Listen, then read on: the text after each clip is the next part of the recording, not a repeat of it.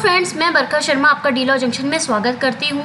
हम लोग कर रहे हैं बीएनएस की सीरीज़ में अब तक हम लोगों ने कर लिए हैं चैप्टर 1 से लेके 9 तक।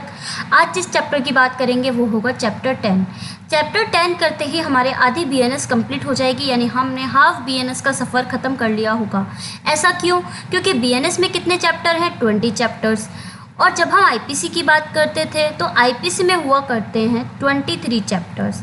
ठीक है, यहाँ पे कितनी धाराएं हैं? 358। और आईपीसी में कितनी धाराएं हैं? 511। ठीक है, तो आप कैलकुलेट करके देख सकते हैं कि हम लोगों ने हाफ बीएनएस का सफ़र तय कर लिया है। जिस चैप्टर की हम बात कर रहे हैं वो चैप्टर है सिक्कों के संबंध में, यानी कॉइन के संबंध में, करेंसी नोटों के संबंध में, बैंक नोट के संबंध में और सरकारी स्टाम्पों के संबंध में अपराध जो किए जाते हैं उनसे रिलेटेड बात करता है हमारा चैप्टर 10। जब हम इस चैप्टर की बात करते हैं तो ये सेक्शन कवर करता है 178 से लेके 188 तक।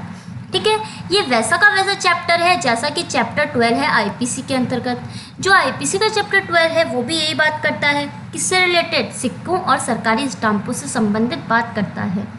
ठीक है, वहाँ पे कितने से कितने सेक्शन कवर होते थे?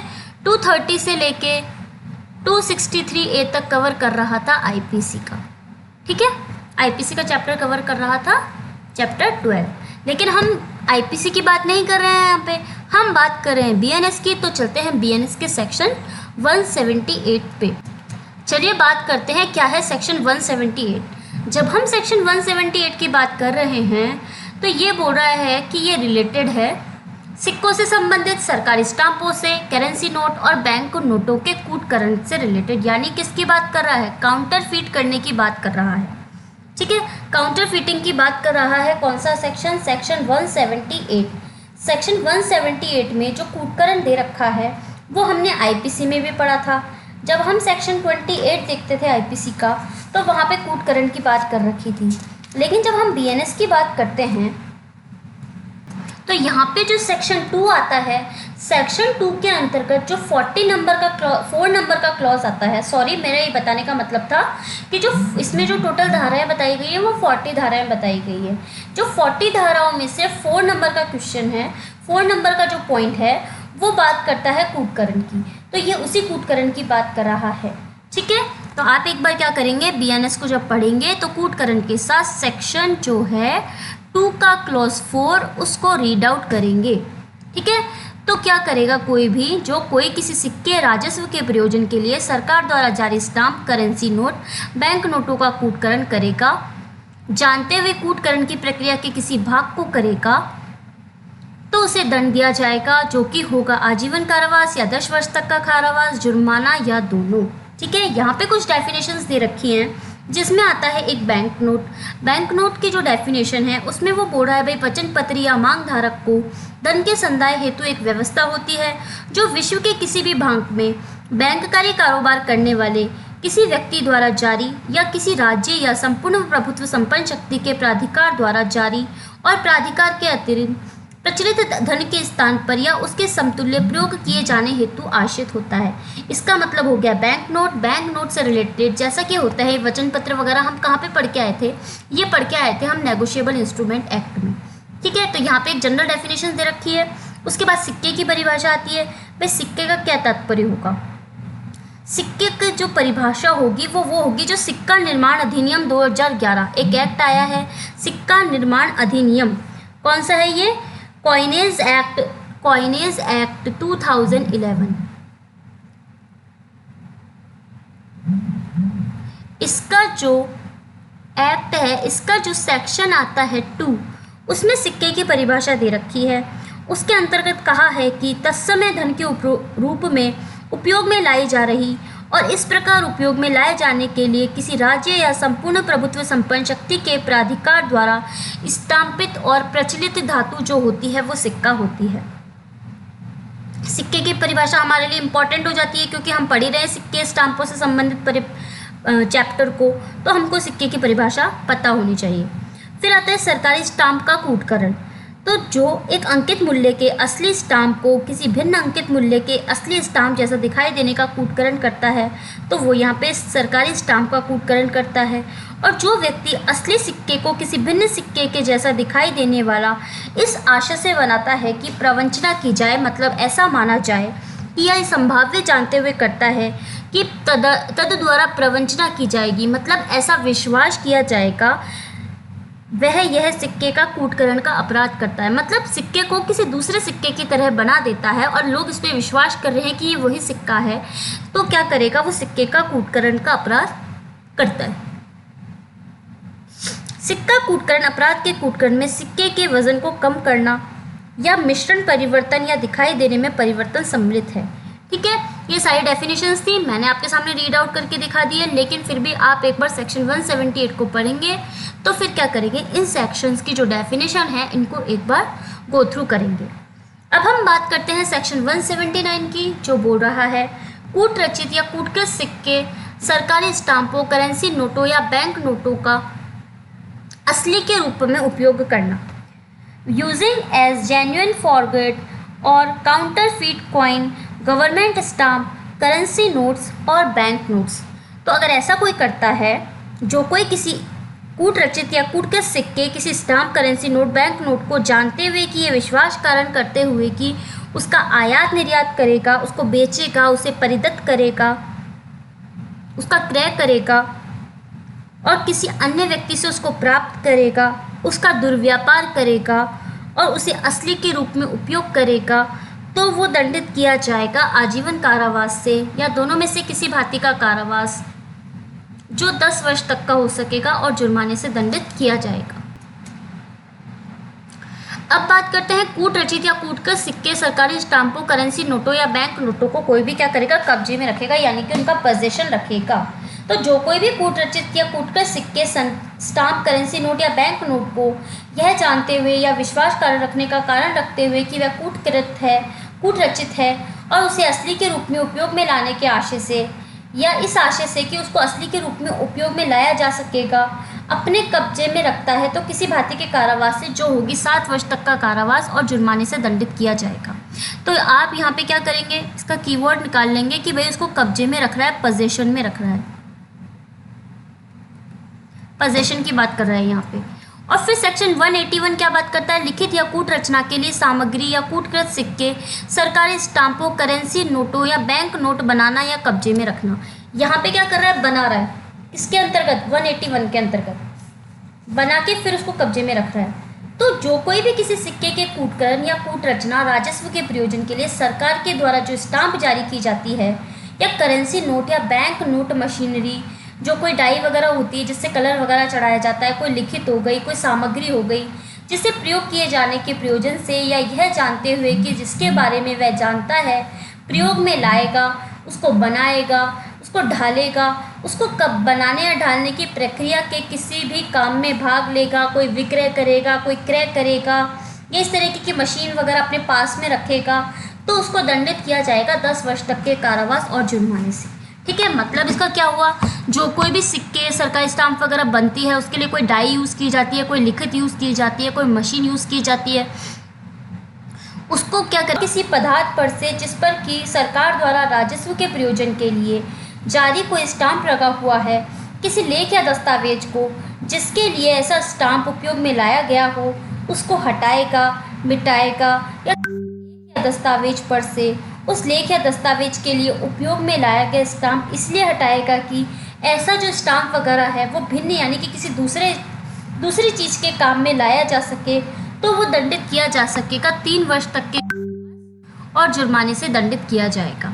ठीक है, इसके बाद सेक्शन 184 आता है, जो बात करता है ऐसे सरकारी स्टाम्प का उपयोग जिसके बारे में ज्ञात हो कि उसका पहले ही उपयोग हो चुका है। ठीक है, जो कोई क्या करता है, कपटपूर्वक या इस आशय के साथ कि सरकार को हानि हो जाए, सरकार के द्वारा जो रेवेन्यू वगैरह होते हैं राजस्व के प्रयोजन के लिए जारी किसी स्टाम्प को जिसके बारे में वो जानता हो कि स्टाम्प उससे पहले भी उपयोग में आ चुका है, यानी पहले से यूज़ किया जा चुका है और किसी प्रयोजन के लिए उपयोग में लाएगा, तो उसको दंडित किया जाएगा 2 वर्ष तक के कारावास और जुर्माने से दंडित किया जाएगा। यहाँ पे हम क्या कर सकते हैं, एक्ट का जो फर्स्ट सेक्शन का जो फर्स्ट हेडिंग है उसको और दंड को देख के काम चल सकता है। जहाँ हमको समझना होगा वहाँ हम डिटेल में समझेंगे। तो जैसे सेक्शन 185 आ गया, तो वो बोल रहा है स्टाम्प का उपयोग किए जा चुकने के घोतक चिन्ह को छीलकर मिटाना। ठीक है ना, क्या बोल रहा है ये, eraser to mark denoting that stamp has been used. जो कोई क्या करेगा, कपटपूर्वक इस आशय के साथ कि सरकार को हानिकारित हो, सरकार के द्वारा जो रेवेन्यू वगैरह यूज़ किए जाते हैं उनके लिए जो जारी स्टाम्प होता है उस चिन्ह को छीलकर मिटाएगा या हटाएगा। और जो ऐसे स्टाम्प पर यह घोतन करने के प्रयोजन से कि वह उपयोग में ला चुका है, लगाया हुआ है, छापित हो, और ऐसे किसी स्टाम्प को जिस पर ऐसा चिन्ह मिटाया गया है, हटाया गया है, जानते हुए अपने कब्जे में रखेगा और व्यनित करेगा, मतलब उसको बेचेगा वगैरह। तो ऐसे स्टाम्प को जो जानता हो उपयोग में ला चुका हो, बेचेगा या व्यनित करेगा, उसे दंडित किया जाएगा 3 वर्ष तक के कारावास और जुर्माने से। 3 वर्ष तक का कारावास होगा और जुर्माने दोनों से इसको दंडित किया जाएगा। अब ये वाला सेक्शन हमारे लिए हो जाता है इम्पोर्टेंट। ठीक है, इस पर शॉर्ट नोट भी आ जाता है, इस पर क्वेश्चन भी आ जाता है कि बनावटी स्टाम्पों का प्रतिषेध। ठीक है, तो जो कोई क्या करेगा, किसी बनावटी स्टैम्प को बनाएगा, जानते हुए चलाएगा, उसका व्यवहार करेगा, मतलब ट्रांजैक्शन करेगा उससे रिलेटेड, या उसका विक्रय करेगा, या किसी बनावटी स्टाम्प को डाक संबंधी प्रयोजन के लिए जानते हुए उपयोग में लाएगा, किसी बनावटी स्टाम्प को विधिपूर्ण प्रति हेतु के बिना अपने कब्जे में रखेगा, यहाँ पे उपयोग में लाएगा, यहाँ पे कब्जे में रखेगा, या कोई बनावटी स्टाम्प बनाने के लिए किसी जो डाई पट्टी उपकरण वगैरह होते हैं ऐसी सामग्रियों को बनाएगा, या विधिपूर्ण प्रति हेतु के बिना, मतलब उसको अधिकार नहीं है उसके बिना भी अपने कब्जे में रखेगा, तो जुर्माना दिया जाएगा जो 200 रुपये तक का हो सकेगा और जुर्माने से दंडित किया जाएगा। और कोई ऐसा स्टाम्प, कोई बनावटी स्टाम्प बनाने की डाई पट्टी उपकरण या सामग्रियाँ जो किसी व्यक्ति के कब्जे में अभिग्रहित की जा सकेगी और अभिग्रहित की जाए तो उसे संप्रहित कर ली जाएगी, यानी कि फोरफीचर कर ली जाएगी। ठीक है, अब ये बोल रहा है बनावटी स्टाम्प क्या होती है। तो इस धारा में बनावटी स्टाम्प से एक ऐसा स्टाम्प अभिप्रेत है, मतलब ऐसे स्टाम्प माना जाएगा जिससे यह मिथ्या रूप से तात्पर्य हो कि सरकार ने डाक महसूल की दर के घोतन के प्रयोजन से उसे जारी किया है। ठीक है, उसके बाद जो सरकार द्वारा उस प्रयोजन से जारी किसी स्टाम्प की कागज पर अन्यथा अनुलिपि या अनुकृति या समरूपे हो। ठीक है,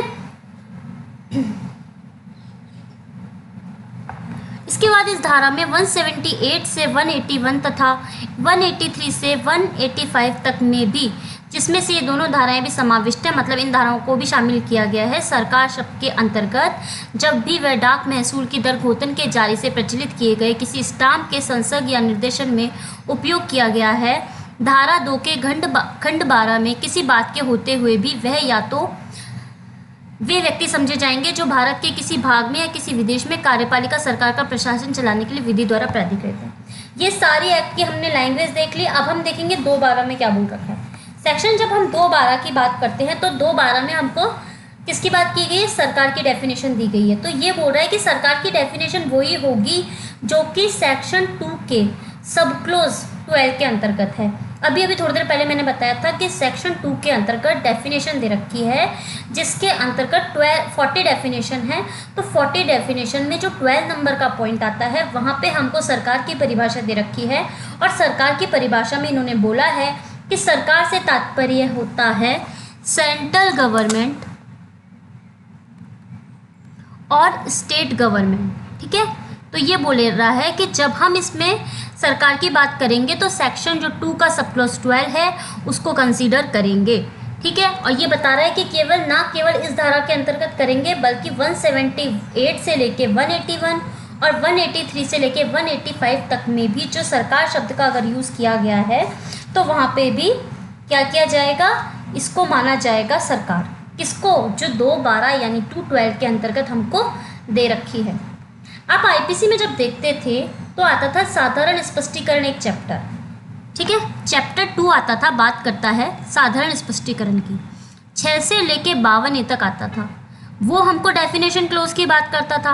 अब यहाँ पे क्या हुआ है, चैप्टर जो 1 है उसी में है सेक्शन नंबर 2 जो बात करता है डेफिनेशन क्लोज की। इसमें टोटल है 40 डेफिनेशंस और 40 डेफिनेशंस में अलग अलग तरीके की परिभाषाएं दे रखी है, जिनको हम समय समय आने पर, वैसे हम चैप्टर 2 करके आ चुके, चैप्टर 1 भी कर लिया, चैप्टर 2 भी कर लिया, 9 चैप्टर तक करके आ चुके हैं। तो हमने वो चैप्टर कर लिया, जिन्होंने नहीं देखा वो जाके देख सकते हैं। लेकिन फिर भी हम क्या करेंगे, जब अगर किसी डेफिनेशन को डिफाइन कर दिया होगा कि भाई यहाँ पे वो डेफिनेशन है, तो हम उसको पढ़ के आ जाएंगे। ठीक है, चलिए बात करते हैं आगे। अब बचे हैं इसके लास्ट 2 सेक्शन, मतलब इस चैप्टर 10 के लास्ट 2 सेक्शन। तो 187 क्या बोल रहा है? सेक्शन 187 बात कर रहा है कि टकसाल में नियोजित व्यक्ति के द्वारा सिक्के का उस वजन या मिश्रण से भिन्न कारित किया जाना जो विधि के द्वारा निहित है। मतलब विधि ने जो डिसाइड कर दिया कि भाई ये सिक्का या कुछ भी जो भी होगा वजन में, इतने वजन में होगा। मान लीजिए 20 ग्राम का सिक्का है और उसने गलती से 15 ग्राम का या 25 ग्राम का कर दिया, तो क्या करेगा, उसको दंडित किया जाएगा। अगर मतलब उसको दिया गया काम है उससे भिन्न उसने वजन कारित कर दिया तो उसको दंडित किया जाएगा, जो कि होगा 7 वर्ष तक का कारावास और जुर्माने से दंडित किया जाएगा। ठीक है। और टकसाल से सिक्का बनाने का उपकरण विधि विरुद्ध रूप से ले लेना। भाई किसी को लगा कि भाई मैं तो खुद सिक्का बनाऊंगा, सिक्का बनाने के लिए वो जाता है टकसाल, टकसाल से चुरा लेता है सिक्का बनाने का उपकरण। ठीक है। और विधि विरुद्ध रूप से लेता है तो उसको भी दंडित किया जाएगा, 7 वर्ष तक के कारावास और जुर्माने से दंडित किया जाएगा। तो ये तो बात हुई हमारे चैप्टर 10 की। 10 तक हमने चैप्टर कंप्लीट कर लिए हैं, आधा हमारा बीएनएस हो गया है। अब बात करेंगे हम आगे के चैप्टर 11 से लेके 20 तक की, जो कि हमारे आगे आने वाले लेक्चर्स में आएंगे। ठीक है। उम्मीद करती हूँ आपको ये लेक्चर सीरीज़ अच्छी लग रही होगी। हम पूरी बीएनएस में बिल्कुल आराम से एक एक सेक्शन को, एक एक वर्ड को डिस्क्राइब करते हुए चल रहे हैं। तो अगर आपको ये सीरीज़ अच्छी लग रही है तो इसको यार शेयर वेयर करो दोस्तों के संग, उसके बाद इसको सब्सक्राइब करवाओ। आप ही का अपना चैनल है, जब मैं आपके लिए इतनी मेहनत कर रही हूँ तो आप भी तो मेरे लिए थोड़ी मेहनत कर सकते हो। इसको सब्सक्राइब करवा दो, मेरा भी चैनल आगे बढ़ना चाहिए ना। तो ठीक है, ये तो हो गई प्रमोशन की बात। अब हम वापस पढ़ाई की बात पे आ जाते हैं। ठीक है। तो मिलेंगे हमारे नेक्स्ट लेक्चर के साथ, जो कि आएगा हमारा चैप्टर 11। चैप्टर 11 किससे रिलेटेड आएगा? लोक प्रशांति के विरुद्ध अपराध, of offence against the public tranquillity. बहुत इंपॉर्टेंट चैप्टर है हमारे लिए, इसको मैं बहुत अच्छा डिस्क्राइब करने की कोशिश करूँगी। ठीक है, डिस्क्राइब करूँगी इसको अच्छे से अच्छा। ठीक है। तो उसके बाद क्या है कि आप लोग क्या करें, अब तक जिन्होंने पुराने लेक्चर्स नहीं देखे हैं, चैप्टर 1 से लेकर 10 तक नहीं देखा है, तो प्लीज़ आप इसको एक बार जाके देख के आओ। उसके बाद क्या होगा, आपको भी पढ़ना अच्छा लगेगा। और मैं कोई भी शब्द बोलती रहूँगी, आपको समझ में ही नहीं आएगा कि मैडम पता नहीं कहाँ से बीच में से पढ़ा रही है। तो बीच में से नहीं पढ़ा रही, मैं तो पूरा अपना अभी तक का सब कुछ कवर करा के आई हूँ। ठीक है। तो आप लोगों ने नहीं किया तो आप जाके इसको कवर कर सकते हैं। ठीक है। मिलते हैं एक नए लेक्चर के साथ। Thank you so much.